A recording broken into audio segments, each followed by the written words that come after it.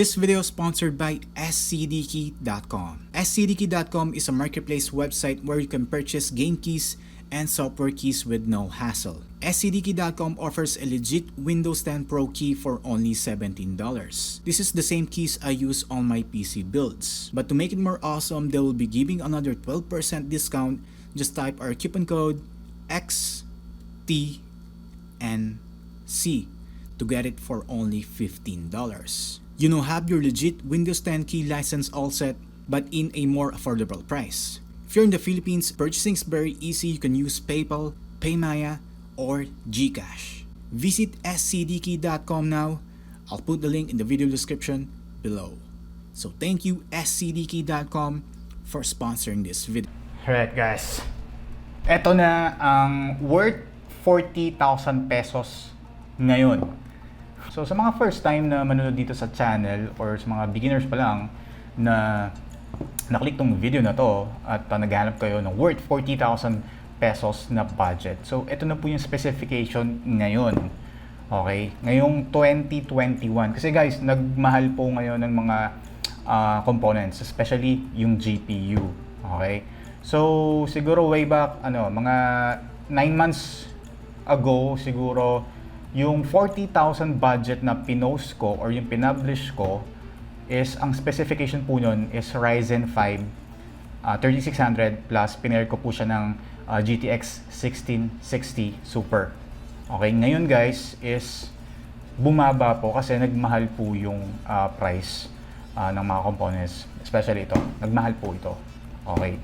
Kung naghahanap po kayo ng worth 40,000 pesos na budget, so system unit lang yun guys ha. So yung nakikita nyong parts na to is gagawa ko po siya ng dalawang video. Okay, so itong video na to is unboxing, yung part 1, tapos yung part 2 is yung time-lapse build.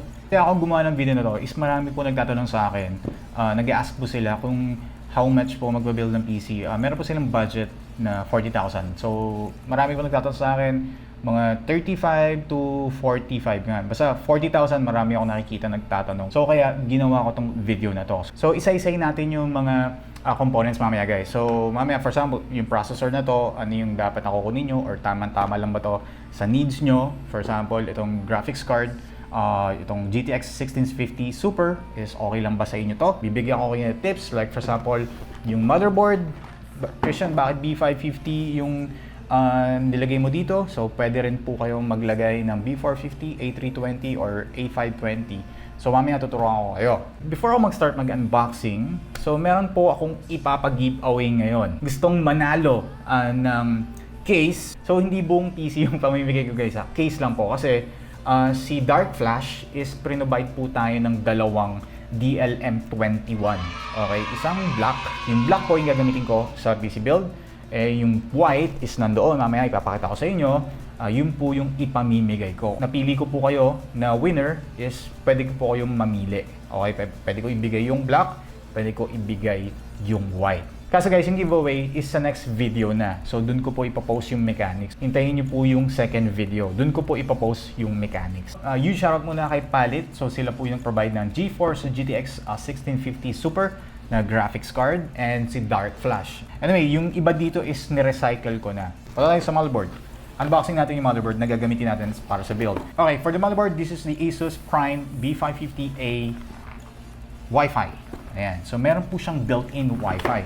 Christian, bakit yung pinili mo? Hindi ka nag-B450, hindi ka nag-A320. So mamaya, lang. Ipapakita ko lang sa inyo guys ng mabilisan.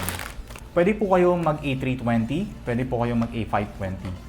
Pwede rin kayong mag-B450. Nasa sa inyo po yan. So maglalagay na lang ako ng mga alternative parts kung ano yung pinaka-the best yung option na mapipili nyo or para sa budget nyo. Kasi pwede ba itong ma-reduce? Kasi to be exact guys, this is worth 42,000 pesos.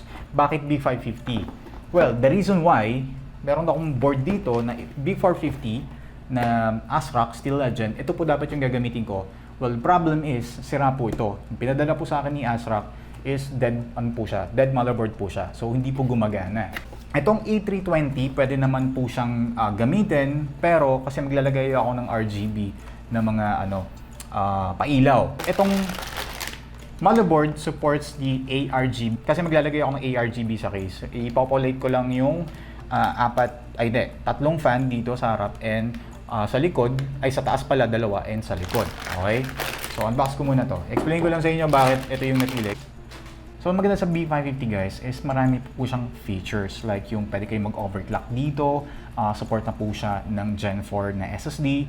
Ayan. So, meron na din siyang built-in wifi. So, may mga B450 meron din mga built-in wifi, even yung mga A520 na chipset. Anong pinagkaiba ng B550 dun sa A320 and B450? So, sa B450 and B550 supports overclocking. So, parehas yung dalawa. Si A320 and A520, hindi po sila nagsusupport ng CPU overclocking. So, memory overclocking, some of the A320 and A520 nagsusupport po nun. Now, ano ba yung maganda kay B550? B550 supports the 3rd gen Ryzen processors and yung Ryzen 5000 series. Yung mga 3200G and 3400G, hindi na po supported dito. Anong motherboard ang pwede doon? So, pwede dito yung A320 and yung B450. Okay? So, yun po yung pipiliin nyo. Depende guys, kung gusto nyo makalis, get the A320. Kung gusto nyo overclocking or some features and connectivity sa mga I/O, get the B450. So, marami pong option. Kung kailangan nyo yung features na yon, maraming features, mas mapapagaan po yung buhay nyo, get the B550. Alright? So, maganda rin yung upgradability, get the B550 and yung B450. Sa client ko po ito, ginamit ko lang po ito ngayon kasi nga sira yung B450 na ASRock. I/O, meron po siyang 6 na USB slots. Sa display output, meron siyang VGA, DBI, tsaka yung HDMI. Then yung built-in Wi-Fi, tapos yung Ethernet port, and yung sa audio. So, RAM slots dito, so 4 na slots po yan.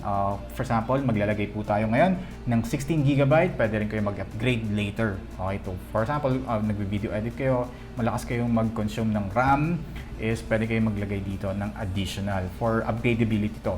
Okay, so guys, ang form factor po na napili natin is Micro ATX na motherboard.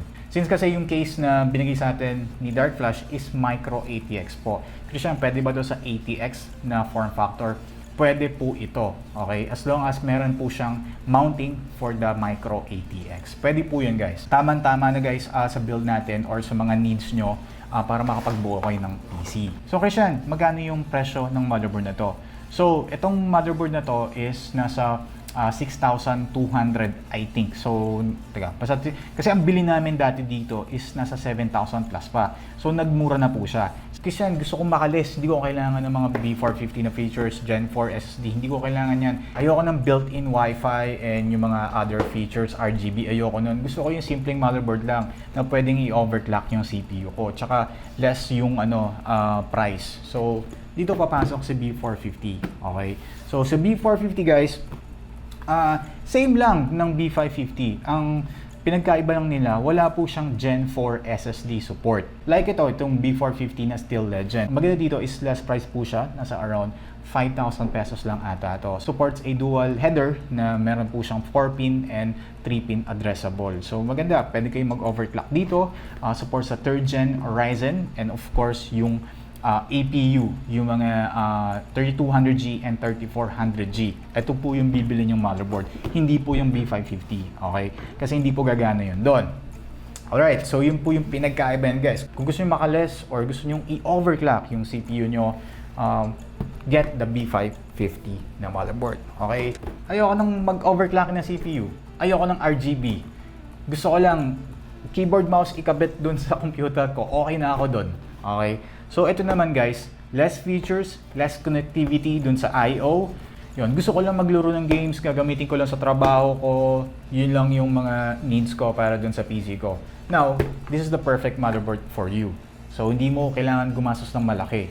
Makakabit mo na lahat ng mga basic na input and output like mouse, keyboard, webcam, printer dito. So, hindi mo na kailangan yung mga RGB. Pero may RGB to, supported ng RGB. Guys, ito yung ginamit ko sa worth 35,000 budget.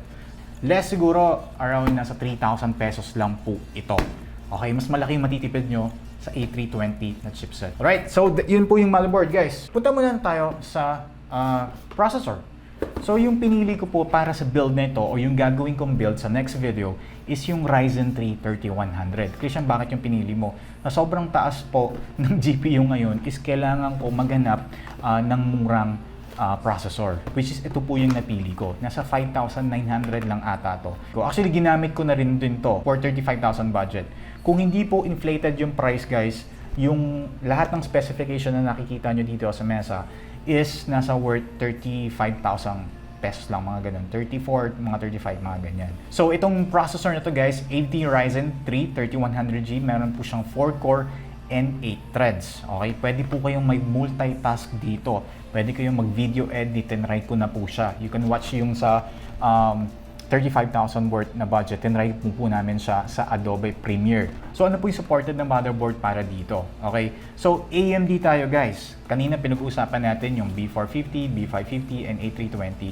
So itong processor na to, guys, para lang yun dun sa motherboard na yun. So hindi po pwede dito yung Intel. Kasi ayoko niyan, Ryzen 3 3100. Kasi ang gusto ko is mas mataas na core count and maraming threads. So gusto ko Ryzen 5 3600. Now, that's the time, guys, na kailangan nyong i-divert yung budget nyo sa processor. Kasi nga, more on CPU demanding yung task na ginagawa nyo. AMD Ryzen 5 3600, pwede rin po yun. Kaso, ang gagawin nyo is bababaan nyo yung GPU. So, I think siguro kukunin yung GPU is GTX 1050 Ti.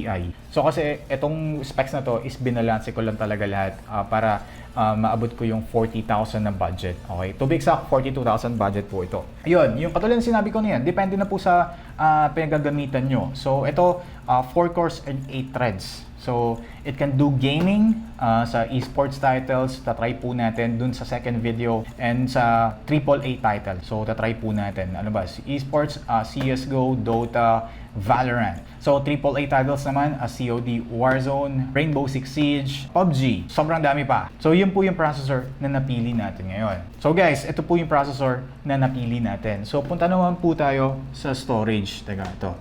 Guys, ang gagamitin ko na storage is ito po. Hindi ko na in-unbox yung processor kasi nandito na sa ano. Okay, nandito na sa Ryzen. Ayun, nakakabit na sa motherboard. Okay. So, ito yung gagamitin ko ngayon. Bali, ginamit ko na rin to. Patriot na P210. Ang capacity po is 512GB. Now, tuturuan ko kayo paano dito. Bibigyan ko kayo ng tips dito, guys, paano kayo makamura. Sa SSD, kailangan yung kumuha ng at least SATA SSD para mabilis po mag-respond yung PC. Huwag kayong kukuha ng hard drive kasi mabagal po yun, guys, pagka ginawa mo siyang boot drive or dun nyo install yung Windows. Okay? Dapat ang kunin nyo at least SATA SSD para mabilis po yung loading times at saka yung pag-boot ng PC or papunta ng Windows. Okay? Ito pong kukunin nyo. Xtian, ilang capacity? So, meron po ako ditong 256 or 250GB and yung 500GB. So, ito nga, guys, ang price po nito is nasa around 3,000 ano lang ata to. Yan, nasa 3,400 po siya. Tumaas din, actually tumaas din yung price ng mga storage ngayon. Dati nasa 2.8 lang ata to. Okay, yung worth 35,000 budget ang bili ko dito. Mag-ano lang naman kayo, gagamitin nyo sa work from home, 250GB is enough. Ngayon, pag magi-gaming po kayo, especially yung COD Warzone, malakas po kumain ng storage yun. So, I think 250 ata yung requirements nun dun sa storage nyo. So, minimum mag 500GB na lang kayo na SSD. Kalahati po nito, siguro mga 80GB para sa Windows, tapos kalahati nito kung yun lang yung lalaroin nyo. If marami po kayo nakasave dun sa Steam library nyo, you have to buy additional 1TB. Hard drive na kunin nyo, wag na yung SSD para medyo makaless po kayo. Okay. Ilang games lang, piling games lang yung meron kayo or mga paborito nyong games na lagi yung lalaro, 500GB is enough na. Okay? Meron po ako ditong storage din. So, nasa M.2 form factor or NVMe. Okay? Xtian, anong pinagkaiba dito sa SATA? So, ang pinagkaiba nila, guys, is yung speed. Mas mabilis po yung M.2 NVMe compare sa SATA na SSD. Saka mas maganda dito sa M.2 form factor, guys, is hindi na kayo gagamit ng kable compare dito. So, less cable clutter. Yun nga lang, medyo pricey siya konti. Binili nyo to ng mga 3, 4 siguro. May mga ibang brand na nagbebenta is mga 3,800, 4,000 and up. So, after ng storage, punta naman po tayo sa memory or yung RAM. Now, sa 40,000 budget, ginawa ko na po siyang 16GB. Siguro, ang gagawin nyo lang naman, guys, is work from home. Hindi po kayo masyadong magi-games, yung mga AAA titles, hindi kayo naglalaro ng mga ganun, okay na po yung 8GB. So makakalis po kayo sa RAM. So ngayon, ang ilalagay ko ngayon is yung 16GB since nakafocus po tayo dito sa gaming or AAA title kasi yun ang target ko dito, makapaglaro halos lahat ng games sa yung sa esports tsaka yung AAA titles, yun po. Kaya nga, itetest po natin dun sa next video na. Okay, time-lapse video yun guys na may benchmark yung gagawin ko. Tsaka yung pag-giveaway natin, di ba? Pumipitik pa akong ganun. Okay, so ang napili po natin is gagamitin ko nga pala ulit tong Tforce Dark Z Alpha na ginamit ko nung 35,000 budget. Nasa 5,300 na ngayon to. 5,500 mga ganun. Ay, hindi, 5,352 mga ganyan. Dati nasa ano lang to, 4,001 mga ganun eh. Talagang tumaas na ngayon guys, ang laki ng tinaas ngayon. So Christian, anong frequency yung pipiliin ko? So get at least yung 3200 MHz na frequency. So ito po is 3200 MHz na frequency. Ayan. So guys, hindi po tayo nakafocus sa RGB kaya wala pong RGB yung RAM. Get nyo 8x2 na dual channel config. Kasi guys, mas maganda pag dual channel config, mas mataas na frame rate or FPS yung makukuha po natin. Okay, next. For the power supply. 40,000 budget. Ano bang kailangan ko na power supply, Christian? Okay. So 550 watt is enough. Okay. Kahit 450, kung may makikita kayong 450, pwede po yun. Okay. So, di naman ganun kalakas kumain ng kuryente itong mga to. So, 550 is enough na. Ito nire-recommend ko, Cooler Master MWE 550 White. So, ang cost po nito nasa 2,500. So, maganda kasi dito, so ito po siya.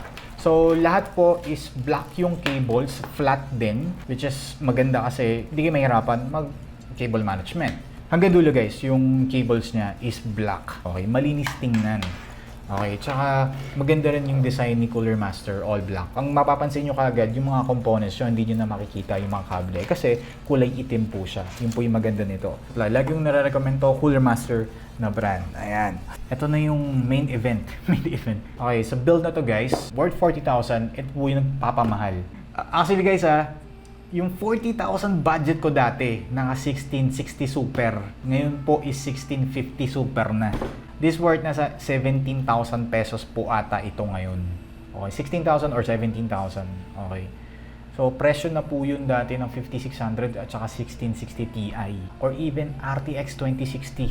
Diba? Yung mga sobrang baba ng mga December. So, ngayon guys, ang presyo po is 70,000. Ito na po yun, 1650 Super.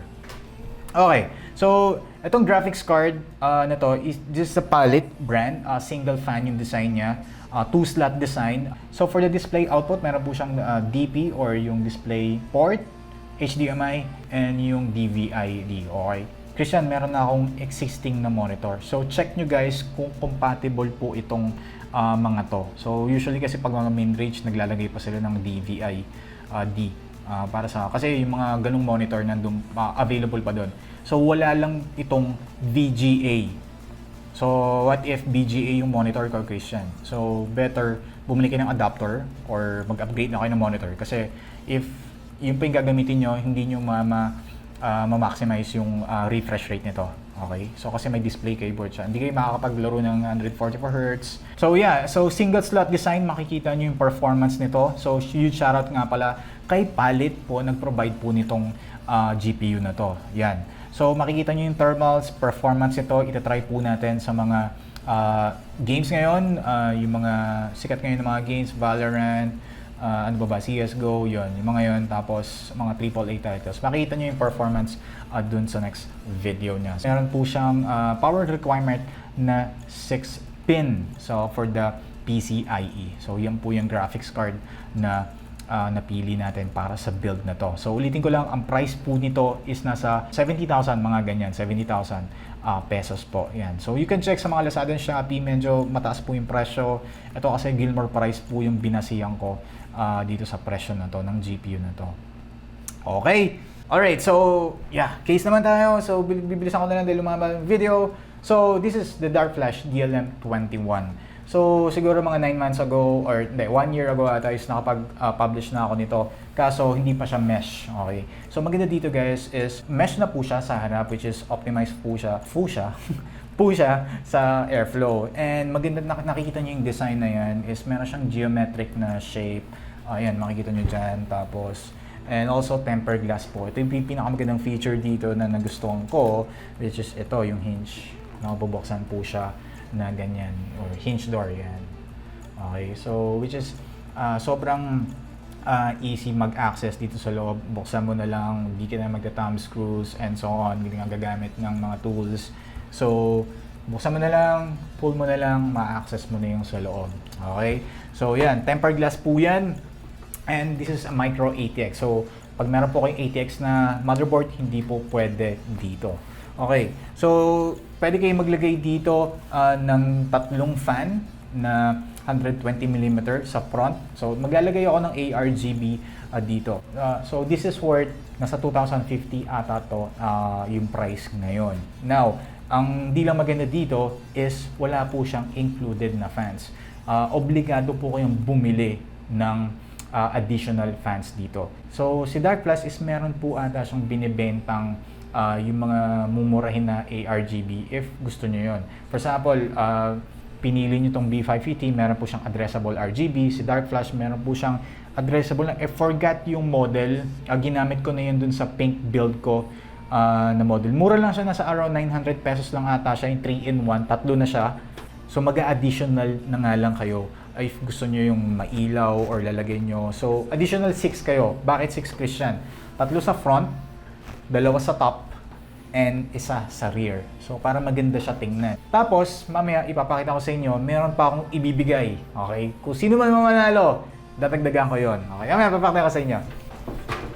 Yan. So, yung cable management. So, ito po yung sa likod ng motherboard. Yung motherboard cutout tray dito. Routing ng cable for the 8-pin EPS. Tapos, dito sa fan, RGB fan kung meron man kayo. I think guys, makakapag-cable management kayo ng maayos at hindi wala kayong magiging problem when it comes to managing your cable. Okay? So yan, yun yung case. Mabilisan na quick overview for the DarkFlash DLM21 na micro ATX na case or mesh. Ayan, mesh version. Now, this is black. Ang ipamimigay ko nga, yung white. Ang tawag dito, ito yung black. Okay, ito yun. So, imagine, ito yung ipamamigay ko. So, imagine nila na color white. Hindi ko na ilalabas. Color white, ayan. So, imagine nila guys, parehas lang. Okay? So, ito po yung ipamimigay ko. So, brand new po yan. Included this 6 fans na DarkFlash para meron kayong RGB. So, 5 lang. Nabuksan ko yung isa kanina. Okay? So, di ko na siya ilalabas, pero pares na pares lang. Color white po siya. Ayan, ganda tingnan, diba? So, imagine color white na lang yan lahat. Okay? So, DarkFlash. Okay, guys. Sa mananalo nito, good luck po sa inyong lahat. Dun po yun sa next video na ipaparapol ko po or ipapag-giveaway ko dun sa ano. So, hintayin nyo na lang yung announcement ko dun sa time-lapse build. Kasi dalawang unboxing lang to eh. Time-lapse build tsaka yung benchmark dun sa next video. Makikita nyo yun. Alright, yan. Nakita nyo na guys yung price. Kung gusto nyo sumali dun sa giveaway or sa case na to, ipapag-giveaway ko. Plus, yung fan na pinakita ko sa inyo kanina, is sumali po kayo dun sa next video, yung part 2, yung time-lapse build nito and yung performance. And also, gusto nyo makita yung performance nitong specifications na worth 40,000 budget for ano to, June 2021. Ayan, baka kasi next month magbago na naman, bumaba or ano. We'll see guys kung ano ba, i-update ko na lang kayo for the specification. Kung meron man sa inyo nakapag-quote na sa mga stores, duda kayo dun sa specification, hindi nasulit yung pera nyo, PM nyo lang ako dun sa page at check natin kung sulit nga ba yung quotation nila. At bibigyan ko kayo na alternative na specification or yung quote para sa system nyo or para masulit yung pera nyo. So, thank you guys for tuning in. Ako nga pala ulit si Xtian. So, like the video, subscribe, and I'll see you on my next video. Ba't ako napapapokpok? Okay.